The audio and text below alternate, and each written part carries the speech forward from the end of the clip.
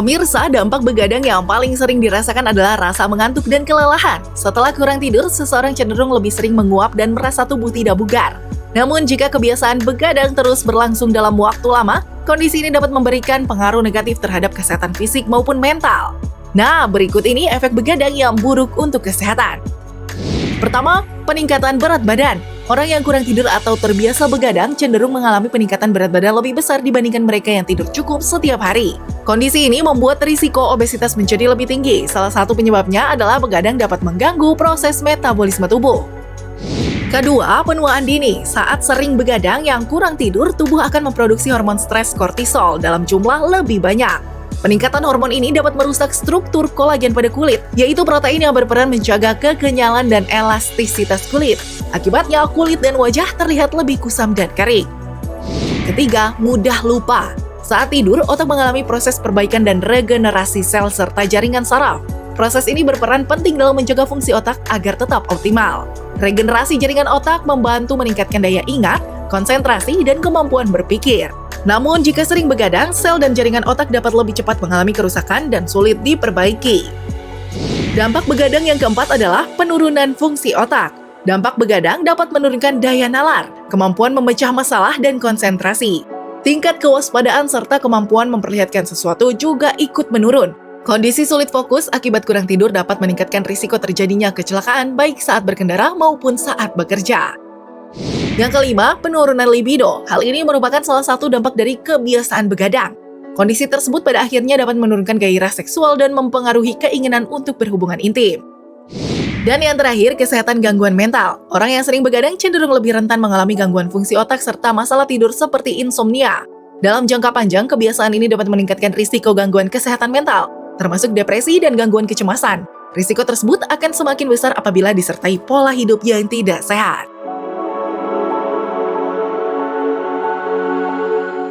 Anda masih di Hidup Sehat pemirsa. Nah dokter, kita lanjutkan tadi. Gimana sih dok cara menghilangkan efek gula dan garam berlebih di dalam tubuh?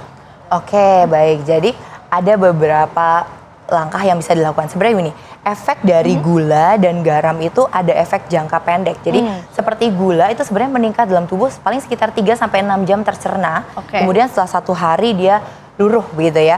Nah, kalau misalnya untuk yang garam itu juga dalam 1 hari selama kita konsumsi air putih dia akan terbilas juga karena akan terbuang melalui proses pembuangan di ginjal begitu.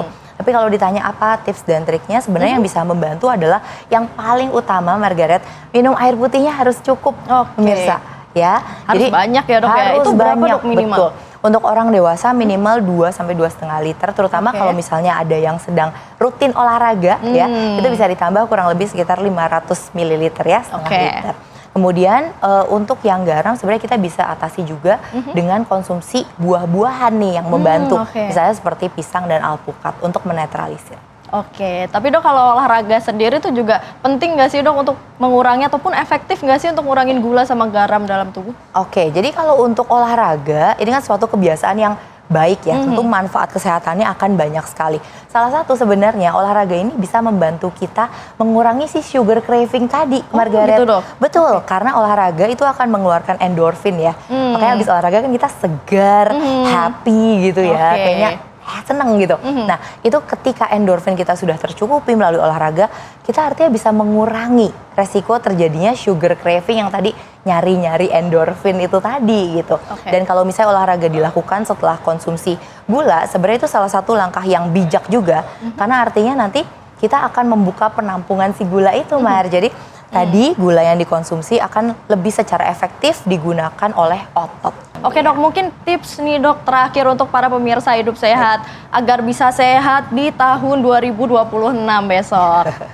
Baik Margaret, jadi ada beberapa tips yang pemirsa sebaiknya terapkan untuk memasuki tahun baru, langkah baru yang lebih sehat. Yang pertama, pemirsa harus terapkan isi piringku. Nah, jadi isi piringku ini satu piring kita bagi jadi sepertiga ya. Sepertiga pertama isinya karbohidrat, kemudian sepertiga berikutnya isinya sayur, dan sepertiga sisanya terdiri dari protein dan buah-buahan. Jadi harus lengkap, tidak ada nutrisi yang terbuang, harus makan dalam bentuk gizi seimbang. Ya, dan yang kedua, pastikan asupan buah dan sayurannya cukup. dan tinggikan asupan protein. Ya, seringkali kita mengutamakan karbohidratnya supaya yang penting kenyang aja, tapi nggak seperti itu ya. Salah ya dok. Salah, Oke. tetap harus dengan gizi seimbang. Kemudian juga batasi konsumsi gula dan garam berlebihan. Jadikan makanan yang tinggi gula dan garam itu sifatnya rekreasional. Oke. Jadi hanya satu kali saja.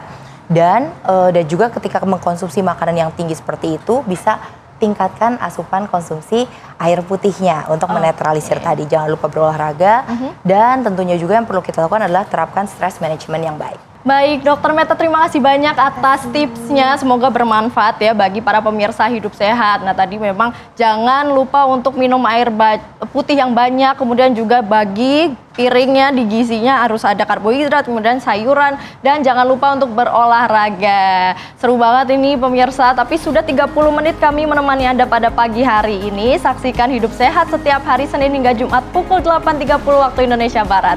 Saya Margareta Novita mewakili kru yang bertugas pamit undur diri. Terima kasih, sampai jumpa. Indonesia Hidup Sehat.